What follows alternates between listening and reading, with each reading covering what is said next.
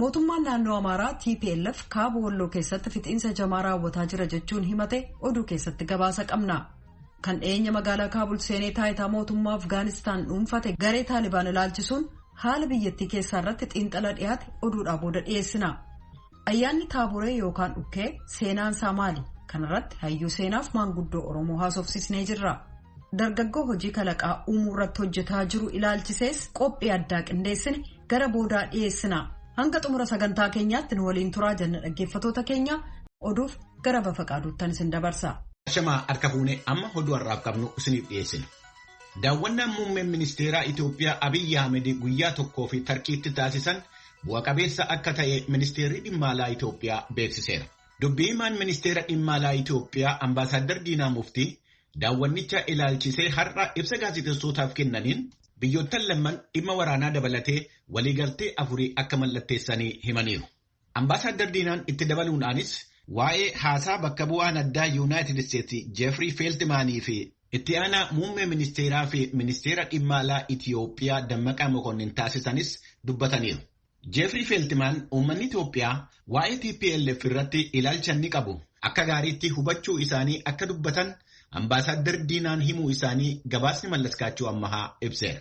Hidhattoonni TPLF Walloo Kaabaa aanaa qobboo jiraattota ganda baadiyyaa Agamsa jedhamu irratti ajjeecha raawwatan jechuudhaan mootummaan naannoo Amaaraa himatee jira. Dubbii himaan mootummaa naannoo Amaaraa obbo Gizaachoo Mulune tuuta oduu fi har'a Baahirdaar keessatti ibsa kennaniin haleellaa raawwataman jedhan kana kan fixiinsa jamaat jedhan hawaasa addunyaa fi dhiyeessuu fi ogeessotaan qoratamaa jira jedhan. Karaa biraatiin buqqaa'ota walakkaa miiliyoonii ta'an hirmaannaa mootummaa naannoo sanaatii fi hawaasichaan nyaanni dhiyaachaa fi akka jiru dubbi himaan kun ibsaniiru. Gabaasa Asteer Misgaanaaw Baahirdaar irraa qopheessite Tuujubeetu dhiyeessa.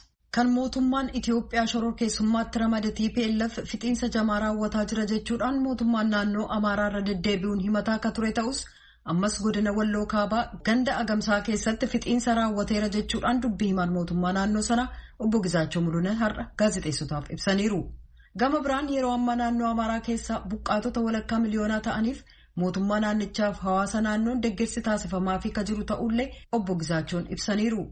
Dubbii himaan kun itti fufanii mootummaa federaalaan shororkeessaa jedhamuun kan ramadame TPLF lola sana kan sabaati jedhee erga labsee booda naannoo Amaaraa bakkawwan hedduu lo'ee seenuudhaan namoota nagaa ajjeesaa dubartoota humnaan gudeedaaf qabeenyaa saamaa jiraachuu kanneen arganiif jiraattonni naannoo bakka weerarri kun itti geggeessame jiraatan mootummaan Amaaraa kalabse lola sabaatti makamaniiru jedhan. Mootummaan naannoo sanaa lootee seentotaaf uummata Amaaraa miidhuuf kan hojjetan shiraawwan keessoof qaruma obsan qabu jedhan obbo Gizaachoon. Har'a waaree booda immoo sabaa himaan naannoo sanaa akka gabaasetti Gaashnaa, Staayis, Qabaroo Meedaa, Aahun Tagany, Koon, Haamusiitiif Arbat naannoleen jedhaman raayyaa ittisa biyyaaf humnoota naannoo Amaaraaf milishoota naannoon to'annaa jala oolaniiru jechuudhaan ittaanaa ajajaa gargaaraa komishinara naannoo Amaaraa Bisat Geetaahun ibsaniiru jedhee jira.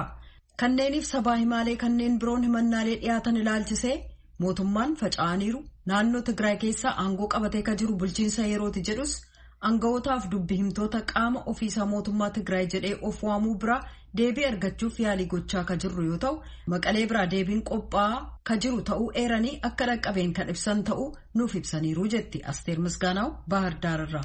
Ji'a waxabajjii darbe keessa kan taasifame filannoon marsaa ja'affaa biyyoolessaa Itoophiyaa haala muddamaa ta'e keessa kan taasifame ta'us madaallawwan idilee addunyaatiin akka taajjabuu danda'an waldaaleen siivikii Itoophiyaa himaniiru. Komishinii mirga namoomaa Itoophiyaa fi walta'iinsa dhaabbilee mirga namoomaa Itoophiyaatiin waltajjii qophaa'e irratti filannoon baranaa filannoowwan bara darbanii irraa adda ta'uun isaa akka himame gabaasni Mallaskaachoo Ammahaa ibseera. Waltajjii kana irratti bakka bu'oonni jaarmiyaalee miti mootummaa yookaan waldaa siivikootaa 5 filannicha ilaalchisee gabaasa isaanii dhiyeessaniiru. Waldaa dubartoota ogeessota seeraa Itoophiyaa irraa VOA'n kan haasofsiise Beetaliheem Dagguu akka jedhanitti filannicha bilisaan taajjabuu danda'uu isaaniitii fi waan taajjaban immoo bilisaan dhiyeessuu danda'uun mataansaa jalqaba gaarii akka ta'e himaniiru.